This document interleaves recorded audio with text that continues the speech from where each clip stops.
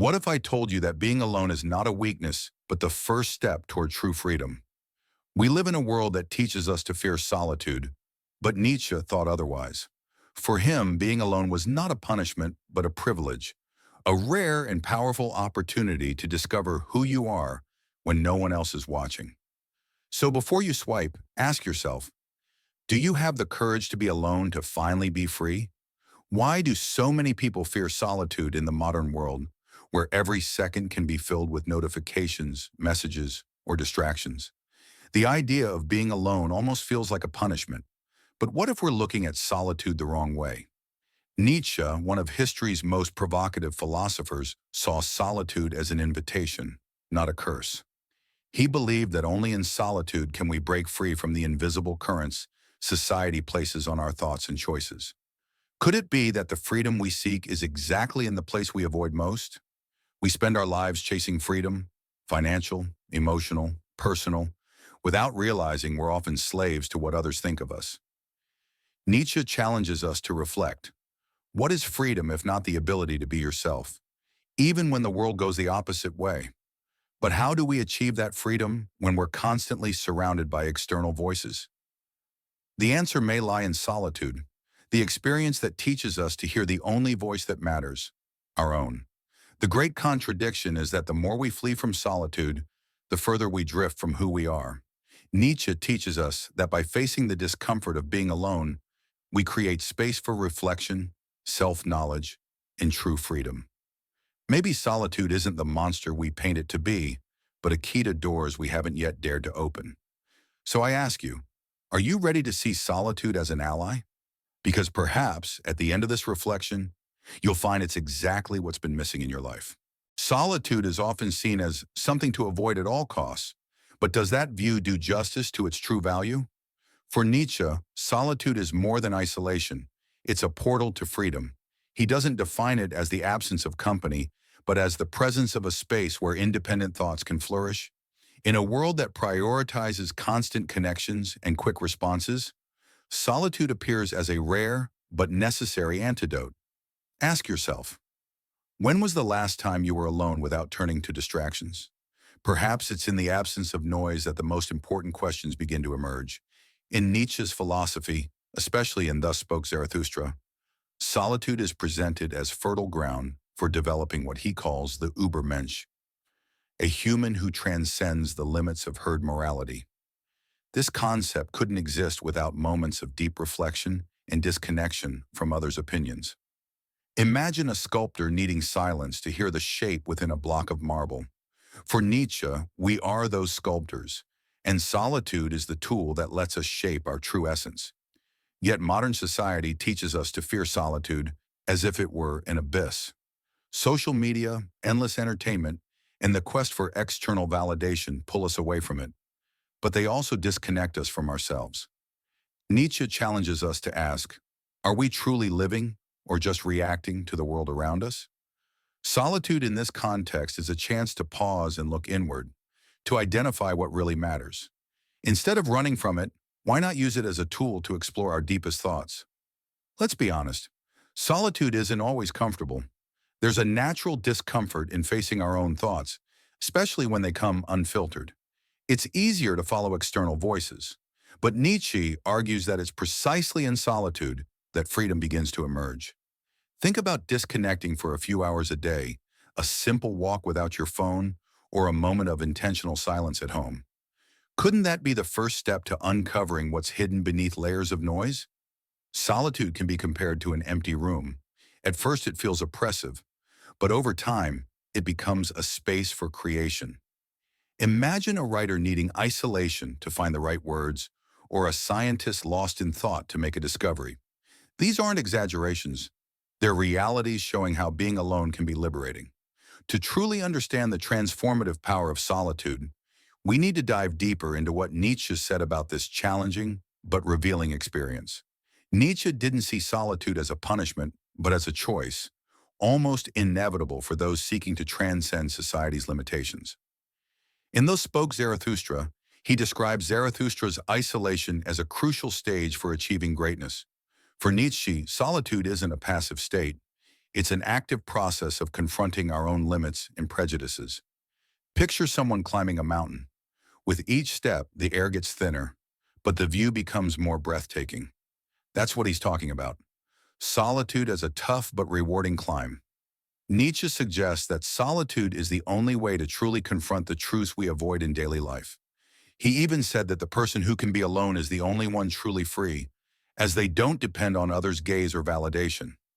Think about how many decisions you make based on what society expects of you. Solitude acts as a mirror, revealing your authentic intentions and desires. Without moments of isolation, can we really understand who we are and what we want? However, the solitude Nietzsche proposes isn't comfortable. It demands courage to face the void, the lack of immediate answers, and even the discomfort of tackling difficult thoughts. He knew that to achieve self-overcoming, one must go through periods of doubt and pain. His own life is a clear example. Distanced from academia and many personal relationships, he found in solitude the space to create his most brilliant works. The question is, are we willing to pay the price of solitude for something greater? Nietzsche also points out that solitude is where we can question the herd morality, his term for humanity's tendency to follow the crowd without reflection. In solitude, we're forced to think for ourselves, question norms, and deconstruct what we've been taught as absolute truth. Imagine a writer tearing out entire pages of a book to find the right story. That's solitude's role, according to Nietzsche, clearing the excess to find the essential. This necessary challenge is just the beginning. For Nietzsche, solitude isn't the final destination, but a transformative process that prepares us for something greater. To understand this, we need to explore how solitude connects directly to freedom, not just as a concept, but as a practice in life. What is freedom if not the ability to be true to yourself, even when the world expects something different? Nietzsche teaches that solitude is more than a state, it's a means to conquer freedom. He believed individual freedom begins when we distance ourselves from external voices and face our own thoughts. It's easy to live under the influence of herd morality, adjusting our desires and opinions to what's acceptable. But as Nietzsche points out, that's a form of imprisonment. Solitude, on the other hand, is the revolutionary act of listening only to yourself. It's like turning off the radio in a noisy room and, for the first time, hearing your own melody. Mental, emotional, and philosophical freedom, according to Nietzsche, can only be achieved by breaking free from the chains of social approval. Think about how we spend hours on social media seeking likes and validating our choices. Nietzsche would suggest that to find true freedom, we must disconnect, not just from networks, but from collective thought. The independent thinker is the one who, in solitude, finds time to question, is this what I truly want or what I was taught to desire? In this process, voluntary isolation isn't abandonment, but a conscious choice to step away for clarity. Imagine an inventor retreating to a lab to pursue an idea no one else dared to explore. Solitude becomes a laboratory for the mind, where the boldest ideas take shape. Nietzsche knew that without these moments of deep reflection, it's nearly impossible to create something beyond the ordinary. Thus, solitude isn't just introspection, it's a platform for originality. But solitude requires practice. It's not enough to physically step away. We must silence the internal noise. Nietzsche understood that we are our own harshest critics, and true solitude only happens when we learn to dialogue with our insecurities and repressed desires. A good practice is to set aside daily time, even if brief, to meditate or write about your thoughts. Ask yourself, what would I do if no one were judging me? This is the kind of questioning solitude encourages. When we allow ourselves to be alone, we're challenged to look inward and discover a universe we often ignore. But this freedom won in solitude also brings pain, as Nietzsche well knew. Every step toward autonomy requires abandoning old certainties and facing new vulnerabilities. Solitude, despite its rewards, comes at a cost. Nietzsche recognized that solitude can be painful, as it forces us to confront our deepest fears and insecurities. Yet this process is essential for those seeking to transcend society's limitations. It's like the cocoon that confines a butterfly. It seems like a prison, but is actually a space for transformation. For Nietzsche, facing the pain of solitude is a courageous act necessary for achieving true greatness. Great thinkers often face solitude as part of their creative and personal journeys. Nietzsche himself lived much of his life in isolation, distancing himself from friends and academia. But he wasn't alone in this. Think of figures like Van Gogh, who found in solitude the fuel for his art, or scientists like Newton, who made their greatest discoveries during periods of seclusion. These examples show that the pain of solitude, though tough, often becomes a springboard for extraordinary achievements. This pain isn't just physical or emotional, it's existential. In solitude, we're forced to question who we are and our purpose. Nietzsche described this as a process of deconstruction, letting go of old values, beliefs, and conventions to build something new and stronger. It requires patience and resilience, but brings a unique sense of authenticity. The parallel between solitude and suffering is inevitable, but Nietzsche believed that it's in suffering that we find the strength to grow. He saw pain as a strict but fair teacher. Just as an athlete endures discomfort to improve performance, the mind strengthens by grappling with the discomfort of solitude. Imagine practicing daily moments of disconnection, even just turning off your phone for an hour and sitting with your thoughts. It's not easy, but it could be the start of something transformative. However, Nietzsche also warned that solitude shouldn't be confused with eternal isolation. It's a stage, a means to something greater. The pain we feel in solitude is a reminder that we're evolving. When we think about it, perhaps that pain is actually a sign of freedom. What can modern society teach us about this relationship between solitude and greatness? Modernity has brought incredible advances but also distanced us from something essential: the ability to be alone. If Nietzsche lived in the 21st century, he'd likely see social media as the embodiment of herd morality, where everyone seeks instant approval and external validation. We're so connected that we forget to disconnect, depriving ourselves of introspection.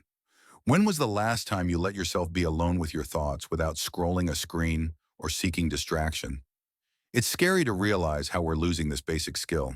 Nietzsche saw solitude as essential for questioning the world around us, but modern society seems to view it as something to avoid at all costs. Think of constant notifications, binge-watching series, and endless apps promising to kill boredom. They keep us busy, but are we truly living? Nietzsche would say that by fleeing solitude, we're also fleeing ourselves. He saw isolation as a space where the independent thinker could form, free from external influences. But in such a hyper-connected world, can we still find that freedom? He warned about the danger of living under the constant gaze of the herd. What are likes if not collective validation of who we are? Solitude in this context is an act of rebellion. It's disconnecting, even for a few hours, to hear your own thoughts. A good practice would be to set aside a daily moment for a digital detox, turn off notifications, and sit with a philosophy book like Thus Spoke Zarathustra, or simply reflect in silence. Modern society also conditions us to see solitude as a sign of failure. After all, being alone is often viewed as having no friends or success.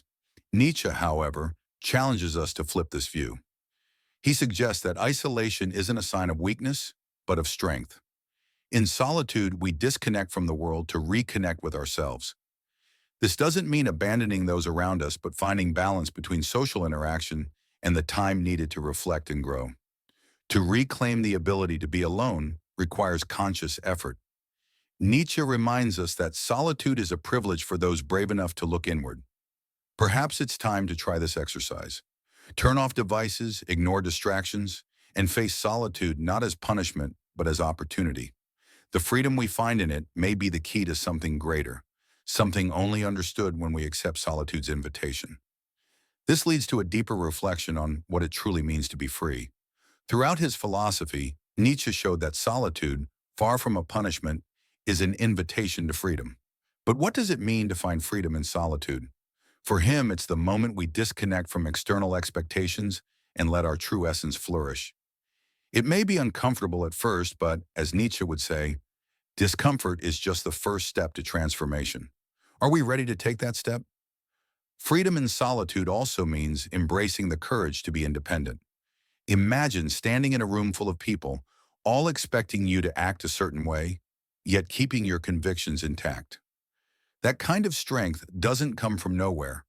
It's built in solitude, in confronting our fears and doubts. Nietzsche saw freedom as a conquered state, not a given gift. For that, we need moments of silence, reflection, and inner confrontation. How can we find this freedom in a world that values distraction so much? Perhaps the answer lies in the intentional practice of solitude. It's not about isolating completely, but finding small moments in the day to reflect and listen to yourself. Nietzsche believed that by doing this, we discover a level of freedom few have the courage to seek. For Nietzsche, solitude is like a forge that shapes the human spirit, making it more resilient and authentic. Are you ready to make solitude your ally? This journey through solitude and freedom leaves us with a question. How can we apply this in the modern world? Nietzsche inspires us to find balance between connection with others and independence of thought. Perhaps the next step is discovering how these ideas can become concrete actions in our daily lives. Solitude is not a punishment or a sign of failure. It's a courageous choice that invites us to step out of the world's noise and finally hear our own voice. Nietzsche understood that true freedom isn't found in following the herd, but in having the courage to walk alone. Though the path of solitude may be uncomfortable, uncertain, or even painful, it's also the only path to authenticity, to that version of you that doesn't depend on anyone's approval. Now, the question isn't whether solitude is necessary, but whether you're willing to embrace it to finally be yourself.